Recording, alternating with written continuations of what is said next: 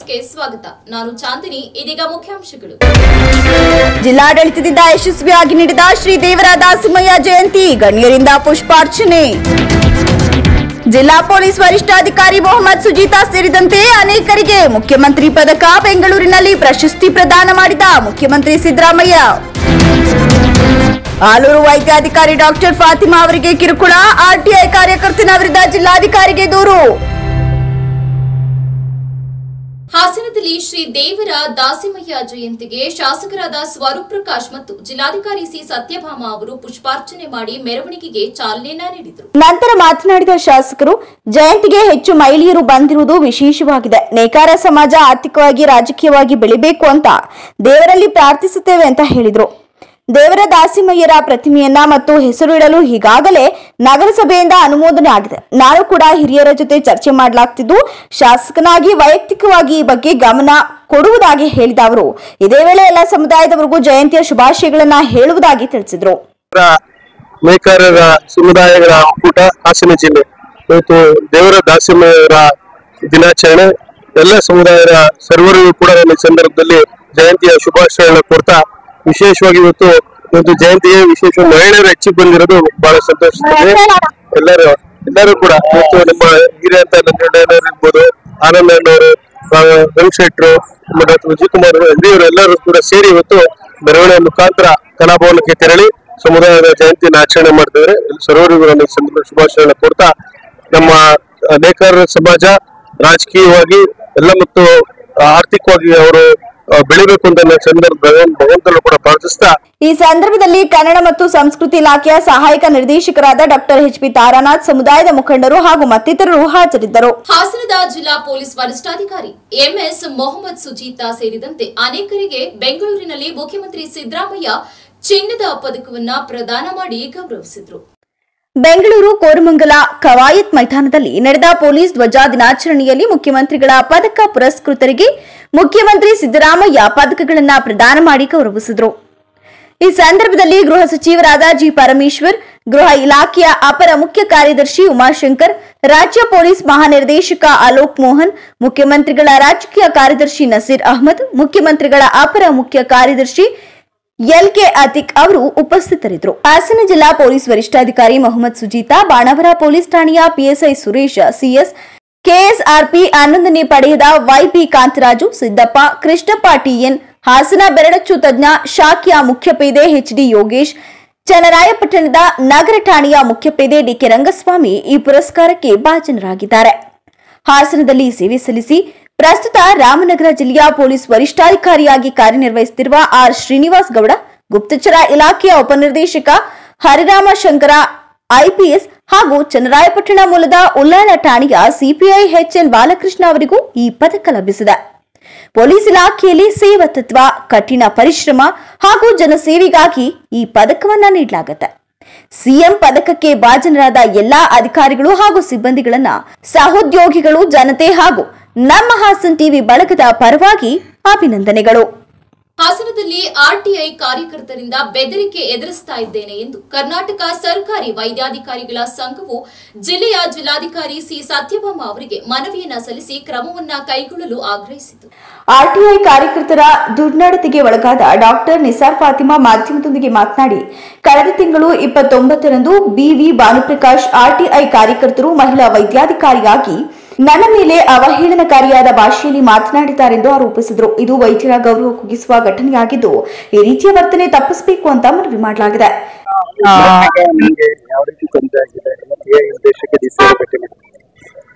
ನಮಸ್ತೆ ಸರ್. ಈಗ ನನಗೆ ಆರ್ಟಿಐ ಕಾರ್ಯಕರ್ತರು ಬಹಳಷ್ಟು ಬೆದರಿಕೆ ಹಾಕಿದ್ರು. ನಮ್ಮ ಜಿಲ್ಲಾ ಆರೋಗ್ಯ ಮತ್ತು ಕುಟುಂಬ ಕಲ್ಯಾಣ ಅಧಿಕಾರಿಗಳವರ ಕಚೇರಿಯಲ್ಲಿ ನಾವು ಕೂತಿದ್ದಾಗ ಈ ಮಹಿಳೆ ನನ್ಗೆ ಏನ್ ಮಾಡಕ್ ಸಾಧ್ಯ, ನೋಡಿ ನಾನು ಇವ್ರಿಗೆ ಏನ್ ಮಾಡ್ತೀನಿ ಅನ್ನೋ ಬೆದರಿಕೆ ಹಾಕಿದ್ರು. ಬಹಳಷ್ಟು ಬೆರಳು ಸನ್ನೆ ತೋರಿಸ್ತಾ ನಮ್ಮನ್ನ ಹೆದರ್ಸಿ ಗದರ್ಸಿ ನಾನು ಹೀಗ್ ಮಾಡ್ತೀನಿ, ಬರ್ತೀರೇನ್ರಿ, ಧೈರ್ಯ ಇದ್ರೆ ನನ್ನ ಮೇಲೆ FIR ಮಾಡ್ತೀರೇನ್ರಿ ನೀವು ಅಂತ ಎಲ್ಲ ನನ್ಗೆ ಅವರು ಇನ್ಸ್ಟಿಗೇಟ್ ಮಾಡೋ ತರ ಮಾತಾಡ್ತಾ ಇದ್ರು. ಆದ್ರೂ ನಾವು ಬಹಳಷ್ಟು ಸಹಿಸ್ಕೊಂಡಿದ್ವಿ. ಲಾಸ್ಟ್ ಅಲ್ಲಿ ಈ ಮಹಿಳೆ ಏನ್ ಮಾಡಕ್, ನಾನು ಇವ್ರಿಗೆ ಏನ್ ಮಾಡ್ತೀನಿ ಈ ಮಹಿಳೆಗೆ ನೋಡಿ ಅಂತ ಹೇಳಿ ಅವರು ಬೆದರಿಕೆ ಹಾಕಿದ್ರು. ನಮ್ಗೆ ತುಂಬಾ ಭಯ ಆಗುತ್ತೆ. ನಾವು ಒಳ್ಳೆ ಕೆಲಸ ಮಾಡೋ ಅಂತವ್ರು, ನಾನು ಒಂದು ಪ್ರಾಥಮಿಕ ಆರೋಗ್ಯ ಕೇಂದ್ರದಲ್ಲಿ ಸುಮಾರು 25 ವರ್ಷ ಕೆಲಸ ಮಾಡಿ ಸಾವಿರಾರು ಹೆರಿಗೆಗಳನ್ನು ನಿರ್ವಹಿಸಿದ್ದೀನಿ. ಈಗ ನಮ್ಮ ಧೈರ್ಯ ಕುಗ್ಗು ಅಂತ ಕೆಲಸ ಇದು. ಇವರು ಮಾಡ್ತಾ ಇರೋ ಈ ಕೃತ್ಯ ತುಂಬಾ ನಮ್ಮ ಡಾಕ್ಟರ್ಸ್ ಅಲ್ಲಿ ತುಂಬಾ ಜನಕ್ಕೆ ಸಫರ್ ಆಗ್ತಿದ್ದಾರೆ. ಯಾರು ಮುಂದೆ ಬರಕ್ಕೆ ಇದ್ ಮಾಡ್ತಾ ಇಲ್ಲ. ನಾನಿವತ್ತು ಸರ್ ಅವರು 15 ವರ್ಷದ್ದು 20 ವರ್ಷದ್ದು ಲೆಕ್ಕನೇ ಇಲ್ಲ, ಪೂರ್ತಿ ಇನ್ಫಾರ್ಮೇಶನ್ ಕೇಳಿದ್ರು. ನಾವು ಅವ್ರಿಗೆ ಕೊಟ್ಟಿದ್ವಿ, ಆದ್ರೆ DHOಗೆ ಮೇಲ್ಮನವಿ ಸಲ್ಲಿಸ್ಬಿಟ್ಟು ಅಲ್ಲಿಗೆ ಬಂದಿದ್ರು. ಕರ್ನಾಟಕ ಸರ್ಕಾರಿ ವೈದ್ಯಾಧಿಕಾರಿಗಳ ಸಂಘದ ಅಧ್ಯಕ್ಷ ಡಾಕ್ಟರ್ BM ವಿಜಯ್ ಮಾತನಾಡಿ, 3 ದಿನಗಳ ಹಿಂದೆ ಜಿಲ್ಲಾ ಆರೋಗ್ಯ ಕಚೇರಿಯಲ್ಲಿ ಡಾಕ್ಟರ್ ನಿಸಾರ್ ಫಾತಿಮಾ ವಿರುದ್ಧ RTI ಅಡಿಯಲ್ಲಿ ಮೇಲ್ಮನವಿಯನ್ನ ಸಲ್ಲಿಸಲಾಯಿತು. ನಾವು ಕರ್ನಾಟಕ ರಾಜ್ಯ ಸರ್ಕಾರಿ ವೈದ್ಯಕೀಯ ಸಂಘ ಹಾಸನ ಶಾಖೆ ಇವರು ನಮ್ಮ ಮಾನ್ಯ ಜಿಲ್ಲಾಧಿಕಾರಿಗಳಿಗೆ ಒಂದು ಮೇಲ್ಮನವಿ ಪತ್ರ ಸಲ್ಲಿಸಿ ಬಂದಿದ್ದೀವಿ. ಮೇಲ್ಮನವಿ ಪತ್ರ ಯಾಕೆ ಸಲ್ಲಿಸಿದೀವಿ ಅಂತ ಹೇಳಿದ್ರೆ, ದಿನಾಂಕ 29/3/2025 ಮಾನ್ಯ ಆರೋಗ್ಯ ಮತ್ತು ಕುಟುಂಬ ಕಲ್ಯಾಣ ಅಧಿಕಾರಿಗಳ ಕಚೇರಿಯಲ್ಲಿ ಒಬ್ಬ ಆರ್ಟಿಐ ಕಾರ್ಯಕರ್ತರು ನಮ್ಮ ಮಹಿಳಾ ವೈದ್ಯಾಧಿಕಾರಿಗಳಾದ ನಿಸಾರ್ ಫಾತಿಮಾ ಅವರ ವಿರುದ್ಧ ಒಂದು ಮೇಲ್ಮನವಿ ಸಲ್ಲಿಸಿದ್ರು RTI ಅಡಿಯಲ್ಲಿ. ಆ RTI ಅಡಿಯಲ್ಲಿ ಪರಿಶೀಲನೆ ನಡೆಸುತ್ತಿರುವ ಸಂದರ್ಭದಲ್ಲಿ ಹಿರಿಯ ಅಧಿಕಾರಿಗಳು ಕೂಡ ಎಲ್ಲರೂ ಭಾಗಿಯಾಗಿದ್ದರು. ಆ ದಿನದಂದು ಮಹಿಳಾ ವೈದ್ಯಾಧಿಕಾರಿಗಳಿಗೆ ಆ RTI ಕಾರ್ಯಕರ್ತರ BT ಭಾನುಪ್ರಕಾಶ್ ಎಂಬುವರು ಅಸಭ್ಯವಾಗಿ ವರ್ತಿಸಿ ಅವರಿಗೆ ಘನತೆಗೆ ಚ್ಯುತಿ ಉಂಟು ಮಾಡುವಂತ ಮಾತನಾಡುತ್ತಾರೆ ಎಂದು ಈಗ ಮೇಡಮ್ ಅವರು ನಮ್ಮ ಸಂಘಕ್ಕೆ ಹಾಗೂ ಜಿಲ್ಲಾಧಿಕಾರಿಗಳಿಗೆ ಕಂಪ್ಲೇಂಟ್ ಕೊಟ್ಟಿದ್ರು. ಅದೇ ರೀತಿ ನಮ್ಮ ವೈದ್ಯರು ಕೂಡ ಈ ಸಂಘದಲ್ಲಿ ಸವಿಸ್ತಾರವಾಗಿ EC ಮೀಟಿಂಗ್ ನಲ್ಲಿ ಚರ್ಚಿಸಿ ನಮ್ಮ ವೈದ್ಯರ ಘನತೆಗೆ ಈ ಮಾತುಗಳು ಚುಚ್ಚಿ ಬಂದಿದೆ. ನಾವು ನಿತ್ಯ ಹಗಲಿರುಳು ನಾವು ಸಾರ್ವಜನಿಕ ಸೇವೆಯಲ್ಲಿ ಇದೇ ವೇಳೆ ಕರ್ನಾಟಕ ಸರ್ಕಾರಿ ವೈದ್ಯಾಧಿಕಾರಿಗಳ ಸಂಘದ ಪ್ರಧಾನ ಕಾರ್ಯದರ್ಶಿ ಡಾಕ್ಟರ್ MV ಸಂತೋಷ್, ಖಜಾಂಚಿ doctor HJ Tejaswi, Namrata, Mahesh, doctor Raghu ಸೇರಿದಂತೆ ಇತರರು ಉಪಸ್ಥಿತರಿದ್ದರು. ಬೇಲೂರಿನಲ್ಲಿ ಪ್ರವಾಸಿಗರು ಶ್ರೀ ಚೆನ್ನಕೇಶ್ವರ ದರ್ಶನ ಪಡೆದು ಸಂತೋಷವಾಗಿ ತೆರಳುತ್ತಾರೆ. ದೇಸ್ತು ಮಟ್ಟದಲ್ಲಿ 3 ಲಕ್ಷ ವೆಚ್ಚದಲ್ಲಿ ಶುದ್ಧ ಕುಡಿಯುವ ನೀರಿನ ಘಟಕ ನಿರ್ಮಿಸಲಾಗಿದೆ. ಆದರೆ ಘಟಕವು ಹೆಚ್ಚು ಸಮಯದಿಂದ ದುರಸ್ತಿ ಕಂಡು ಪ್ರಯೋಜನಕಾರಿಯಾಗಿಲ್ಲ. ಪ್ರವಾಸಿಗರು ಶುದ್ಧ ನೀರಿಗಾಗಿ ಪರದಾಡುತ್ತಿರುವುದು ಪ್ರಮುಖ ಸಮಸ್ಯೆ. ಇಂತಹ ಸಂದರ್ಭದಲ್ಲೇ ಯುಗಾದಿ ಹಬ್ಬ ಮತ್ತು ಜಾತ್ರೆಗೆ ಲಕ್ಷಾಂತರ ಭಕ್ತರು ಬರುವುದರಿಂದ ಸರಿಪಡಿಸಿದ ಶುದ್ಧ ನೀರಿನ ಘಟಕವು ಅವರ ಅನುಕೂಲಕ್ಕಾಗಿ ಶೀಘ್ರದಲ್ಲಿ ಸರಿಪಡಿಸಬೇಕು ಅಂತ ಸಾರ್ವಜನಿಕರು ಒತ್ತಾಯಿಸುತ್ತಿದ್ದಾರೆ. ಮೇಂಟೈನ್ ಮಾಡೋದಲ್ಲೇ ಹಾಳುಬಿಟ್ಟಿದ್ದಾರೆ. ಅದು ಬೇರೆ ಯಾರಿಗೂ ಖಾಸಗಿಯವರಿಗೆ ವಹಿಸಿದ್ರು ಅದನ್ನು ರೆಡಿ ಮಾಡಿ ಅಂತ ಮೇಂಟೈನ್ ಮಾಡೋಕ್ಕೆ. ಅವ್ರಿಗೂ ಕಾರ್ಯನಿರ್ವಹಿಸ್ತಾ ಇಲ್ಲ ನೀಟಾಗಿ. ಇದನ್ನು ಈ ಜಾತ್ರೆ ಟೈಮಲ್ಲಾದ್ರೂ ರೆಡಿ ಮಾಡಿಸ್ಬೇಕಿತ್ತು. ಜಾತ್ರೆ ಭಕ್ತಾದಿಗಳು ಸಹ ಲಕ್ಷಾಂತರ ಜನ ಬರ್ತಾರೆ, ಅವ್ರಿಗೂ ಕುಡಿಯೋಕ್ಕೆ ನೀರಿಲ್ದಂಗೆ ವ್ಯವಸ್ಥಿತವಾಗಿ ಇದು ಮಾಡೋಂಗೆ ಹಾಳು ಮಾಡಿದ್ದಾರೆ. ಇದೊಂದು ರೆಡಿ ಮಾಡಿಸಿ ನೀಟಾಗಿ ವ್ಯವಸ್ಥೆ ಮಾಡಿಸ್ಬೇಕು ಅಂತ 3 ಲಕ್ಷ ಚಿಲ್ಲರೆ ಏನೋ ಆಗಿತ್ತು. 3 ಲಕ್ಷ ಚಿಲ್ಲರೆ ಅದು ನಿರ್ವಹಿಸಲ್ಲ. ಅದು ಕೂರಿಸ್ಬೇಕಾದ್ರೆ ಒಂದು ಹಾಟ್ ವಾಟ್ರು ಮತ್ತು ಕೋಲ್ಡ್ ವಾಟ್ರ್ ಎರಡೂ ಬರುತ್ತೆ ಅಂತ ಹೇಳಿ ಇದು ಮಾಡಿದರು.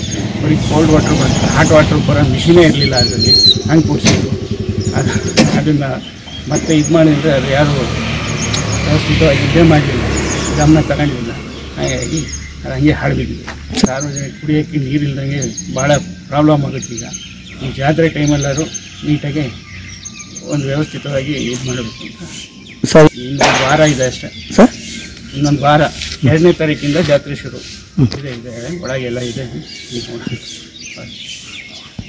ಪ್ರಮೋದ್ ಅಂತ ಸ್ಪರ್ಧಾ ಜಗತ್ತನ್ನ ಎದುರಿಸಲು ಸರ್ವ ಸನ್ನದ್ಧವಾಗಿ ನಿಂತ ನಿಮ್ಮ ಮುದ್ದು ಮಗುವಿಗೊಂದು ಸುಂದರ ವಾತಾವರಣವಿರುವ ಶಾಲೆಯ ಹುಡುಕಾಟದಲ್ಲಿದ್ದೀರಾ?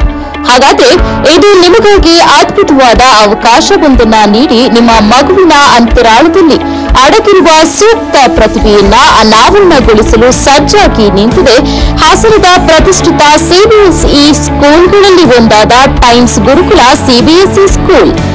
ಟೈಮ್ಸ್ ಗುರುಕುಲ CBSE ಶಾಲೆಯ ವಿಶೇಷತೆಗಳು: ಶಾಂತತೆಯ ನಿಸರ್ಗದ ಮಡಿಲಿನಲ್ಲಿ ಗುರುಕುಲ ಪದ್ಧತಿಯ ಜೊತೆಗೆ ಅತ್ಯದ್ಭುತವಾದ ತಾಂತ್ರಿಕ ಮತ್ತು ವೈಜ್ಞಾನಿಕ ನೆಲೆಗಟ್ಟಿನ ದೂರದೃಷ್ಟಿಯುತವಾದ ವಿದ್ಯಾಭ್ಯಾಸ, ಪೋಷಣೆಯ ಮತ್ತು ಸುರಕ್ಷಿತ ಪರಿಸರವನ್ನ ನಮ್ಮ ಟೈಮ್ಸ್ ಗುರುಕುಲ CBSE ಶಾಲೆಯು ಒದಗಿಸುತ್ತಾ ಇದ್ದು, ವಿದ್ಯಾರ್ಥಿಯನ್ನ ಸಮಾಜದ ಉತ್ತಮ ನಾಗರಿಕನನ್ನಾಗಿ ರೂಪಿಸುವ ಮೌಲ್ಯಯುತವಾದ ಶಿಕ್ಷಣ ಪದ್ಧತಿಯನ್ನ ಒಳಗೊಂಡಿದೆ. ಕಿಂಡರ್ಗಾರ್ಟನ್ ಮಕ್ಕಳಿಗೆ ಕೌಶಲ್ಯಯುತವಾದ ಸ್ಪೆಷಲೈಸ್ಡ್ ಪಠ್ಯದ ಜೊತೆ ಜಿಲ್ಲೆಯಲ್ಲಿ ಪ್ರಪ್ರಥಮ ಬಾರಿಗೆ ಅಡ್ವಾನ್ಸ್ಡ್ ಲ್ಯಾಬ್ನ ವ್ಯವಸ್ಥೆ, ನುರಿತ CBSE ಪಠ್ಯಕ್ರಮದ ಅನುಭವಿ ಅಧ್ಯಾಪಕರ ಜೊತೆಗೆ ಅತ್ಯಾಧುನಿಕ ಸ್ಮಾರ್ಟ್ ಬೋರ್ಡ್ಗಳನ್ನು ಒಳಗೊಂಡಿರುವಂತಹ ತರಗತಿಗಳ ವ್ಯವಸ್ಥೆ, ಪರಿಣಿತರಿಂದ ಹ್ಯಾಂಡ್ ರೈಟಿಂಗ್ ತರಬೇತಿ, ವಿಶೇಷ ಪರಿಣಿತರಿಂದ 8ನೇ ತರಗತಿಯಿಂದಲೇ ಎಲ್ಲಾ ಮಕ್ಕಳಿಗೆ CET, NEET, JEE ಫೌಂಡೇಶನ್ ತರಗತಿಗಳು, GPS ಸೌಲಭ್ಯದೊಂದಿಗೆ ಉತ್ತಮ ಸಾರಿಗೆ ವ್ಯವಸ್ಥೆ, horse riding, skating, music, karate, dance, robotic classes, drawing, chess ಮುಂತಾದ ಕ್ರೀಡೆಗಳಿಗೆ ನುರಿತ ತರಬೇತಿದಾರರಿಂದ ತರಗತಿಗಳನ್ನು ನೀಡಲಾಗ್ತಾ ಇದೆ. ಕನ್ನಡ, ಇಂಗ್ಲಿಷ್, ಹಿಂದಿ ಇಂತಹ ಭಾಷಾವಾರು ಕಲಿಕಾ ಬೆಳವಣಿಗೆಗೆ ಹಲವಾರು ಹೊಸ ಮಾರ್ಗದರ್ಶಕ ವಿಧಾನಗಳನ್ನು ಅಳವಡಿಸಲಾಗಿದೆ.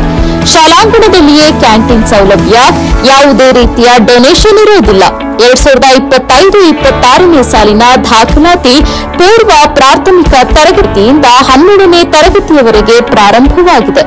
ಈಗಲೇ ನಿಮ್ಮ ಮಗುವಿನ ನೋಂದಣಿ ಮಾಡಿಸಿ. ಮಗುವಿನ ಭವಿಷ್ಯಕ್ಕೊಂದು ಭದ್ರ ಬುನಾದಿಯನ್ನ ಟೈಮ್ಸ್ ಗುರುಕುಲದೊಂದಿಗೆ ಆರಂಭಿಸಿ. ಬೇಲೂರಿನ ಪುರಸಭಾ ಮಳಿಗೆಗಳ ಮರು ಹರಾಜಿಗೆ ಜಿಲ್ಲಾಧಿಕಾರಿಗಳ ಆದೇಶದ ಹಿನ್ನೆಲೆಯಲ್ಲಿ ಹೋರಾಟಗಾರರು ಪುರಸಭೆ ಮುಖ್ಯಾಧಿಕಾರಿಗಳಿಗೆ ಮನವಿಯನ್ನ ಸಲ್ಲಿಸಿದರು. ಬೇಲೂರಿನಲ್ಲಿ ಪುರಸಭೆ ಮಳಿಗೆಗಳ ಇ ಟೆಂಡರ್ ಪ್ರಕ್ರಿಯೆ ಅಕ್ರಮವಾಗಿತ್ತು ಅಂತ ನ್ಯಾಯಾಲಯದ ತೀರ್ಪು ನೀಡಿದ್ದು ಮರು ಟೆಂಡರ್ ನಡೆಸೋಕೆ ಆದೇಶಿಸಿದೆ. ಹೋರಾಟಗಾರರಾದ ವೆಂಕಟೇಶ್, ಸತೀಶ್, ತೋಟೇಶ್ ಮತ್ತು ಇತರರು ಈ ಬಗ್ಗೆ ನ್ಯಾಯಾಲಯಕ್ಕೆ ಅರ್ಜಿ ಸಲ್ಲಿಸಿದರು. ತೀರ್ಪಿನ ಬೆನ್ನಲ್ಲೇ ಹೋರಾಟಗಾರರು ಪುರಸಭೆ ಮುಖ್ಯಾಧಿಕಾರಿ ಸುಜಯ್ ಕುಮಾರ್ ಅವರಿಗೆ ಈ ಕುರಿತಂತೆ ಕೈಗೊಂಡ ಕ್ರಮಗಳ ಕುರಿತು ಲಿಖಿತ ಹೇಳಿಕೆ ನೀಡುವಂತೆ ಮನವಿ ಸಲ್ಲಿಸಿದರು.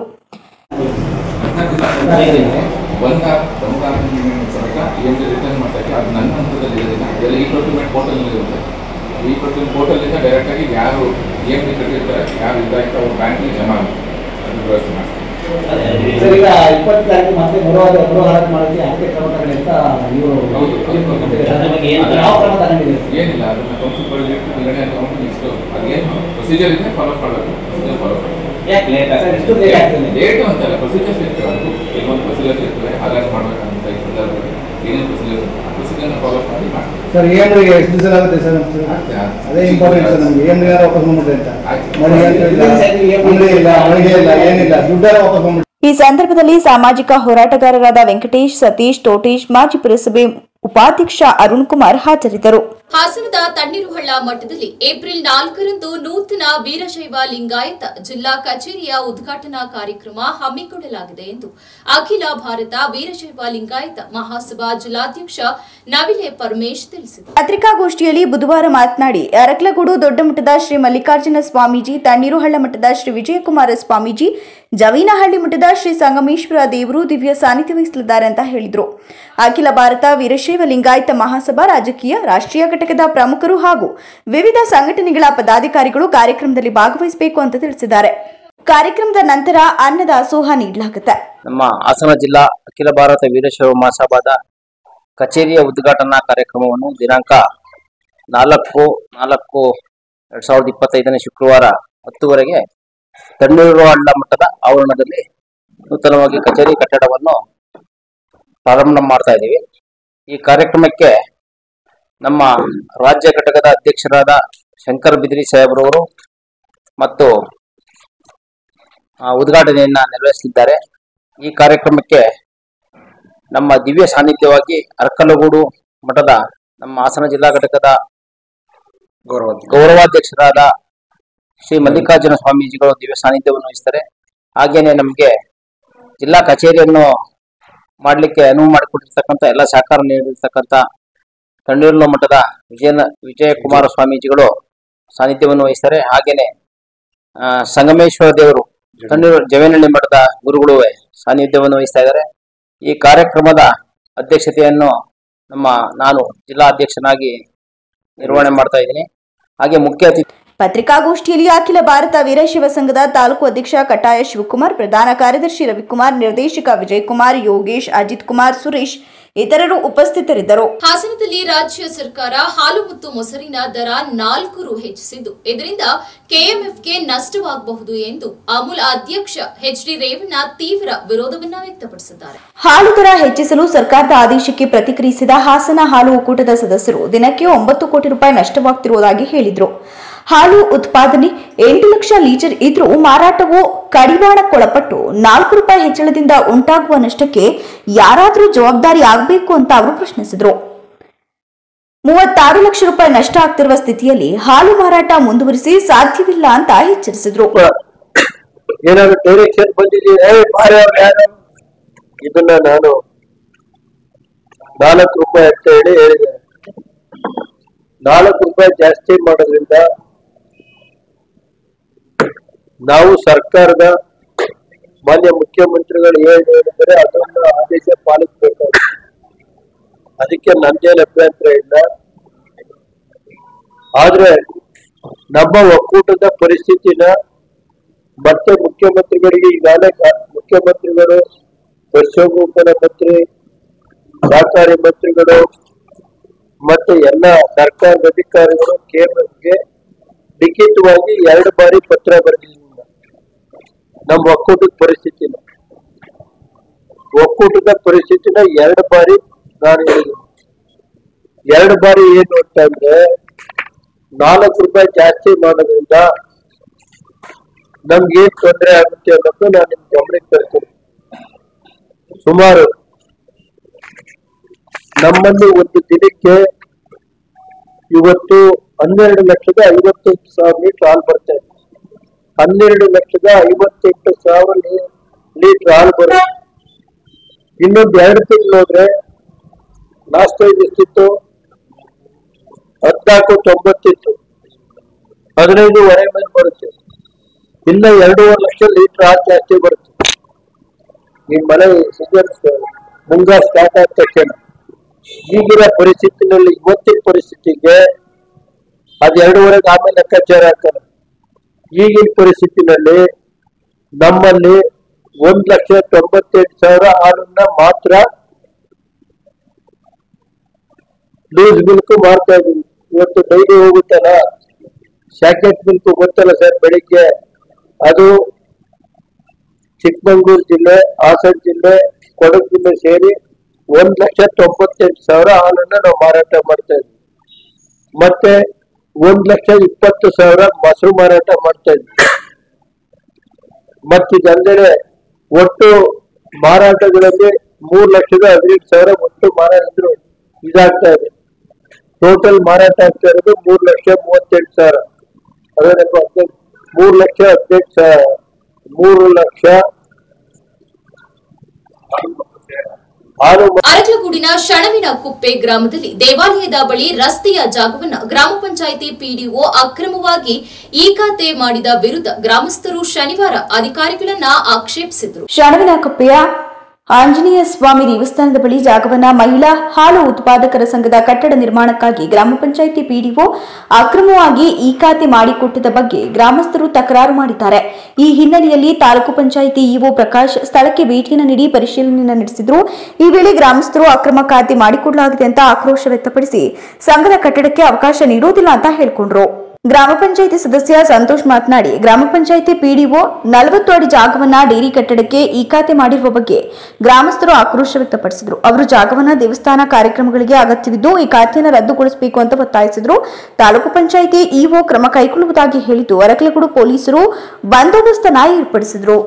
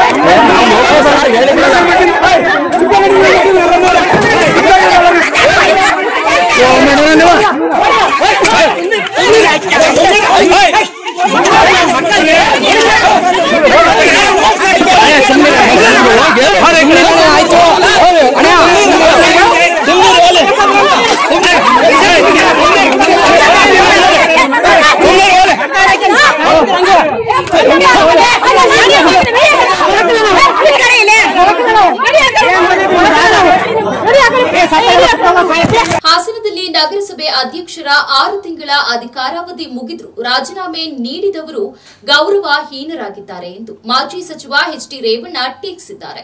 ಮುಂದಿನ ಸೋಮವಾರ ಪಕ್ಷ ಸಭೆಯನ್ನ ಕರೆಯಲಾಗಿದ್ದು ಕಾನೂನು ಕ್ರಮ ಜರುಗಿಸಲಾಗುವುದು ಎಂದು ಎಚ್ಚರಿಸಿದ್ದಾರೆ. ಹಾಸನದಲ್ಲಿ ನಗರಸಭೆ ಅಧ್ಯಕ್ಷರ 6 ತಿಂಗಳ ಅಧಿಕಾರಾವಧಿ ಮುಗಿದರೂ ರಾಜೀನಾಮೆ ನೀಡಿದವರು ಗೌರವಹೀನರಾಗಿದ್ದಾರೆ ಅಂತ ಮಾಜಿ ಸಚಿವ ಎಚ್.ಡಿ. ರೇವಣ್ಣ ಟೀಕಿಸಿದ್ದಾರೆ. ಮುಂದಿನ ಸೋಮವಾರ ಪಕ್ಷ ಸಭೆ ಕರೆಯಲಾಗಿದ್ದು ಕಾನೂನು ಕ್ರಮ ಜರುಗಿಸಲಾಗುತ್ತೆ ಅಂತ ಎಚ್ಚರಿಸಿದ್ದಾರೆ.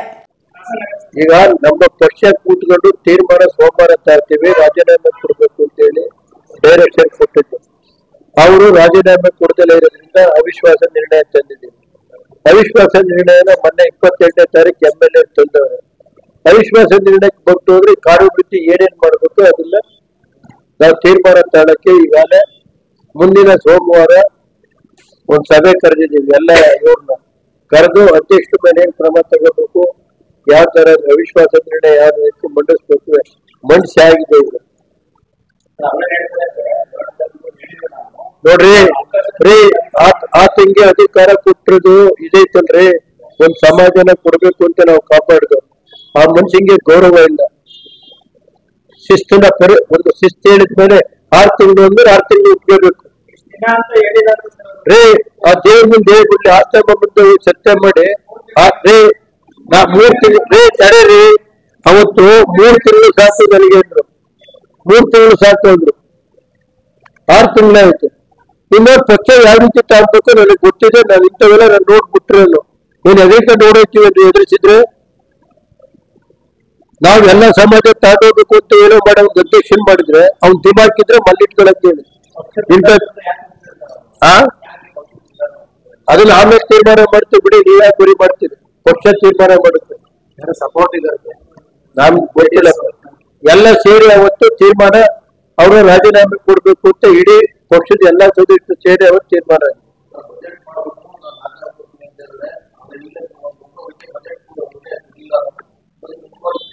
ಆಯ್ತು ನೋಡ್ರಿ, ನಾನು ಅದಕ್ಕೋಸ್ಕರ ಬಡ್ಜೆಟ್ ಮಾಡ್ತೀವಿ ಅಂತ ಅಂದ್ರೆ ಅದಕ್ಕೋಸ್ಕರ ಸುಮ್ಮನಿದ್ದೆ. ಬಡ್ಜೆಟ್ 20 ತಾರೀಕು ಆಯ್ತು, ಬಡ್ಜೆಟ್ ಬಿಡಿಸ್ಬೋದಾಯ್ತು. ಅವನ ಗೌರವ ಹಾಳು ಮಾಡ್ಬಾರ್ದು ಅಧ್ಯಕ್ಷರಿಂದ ಅಂತ ಬಡ್ಜೆಟ್ ಮಾಡಕ್ ಅವಕಾಶ ಕೊಟ್ಟು ಅವ್ನು ಇದ್ ಮಾಡ್ಲಿಲ್ಲ.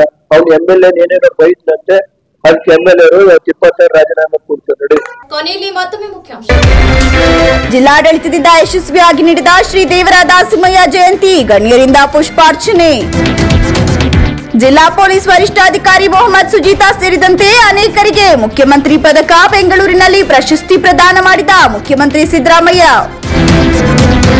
ಆಲೂರು ವೈದ್ಯಾಧಿಕಾರಿ ಡಾಕ್ಟರ್ ಫಾತಿಮಾ ಅವರಿಗೆ ಕಿರುಕುಳ, RTI ಕಾರ್ಯಕರ್ತನ ವಿರುದ್ಧ ಜಿಲ್ಲಾಧಿಕಾರಿಗೆ ದೂರು.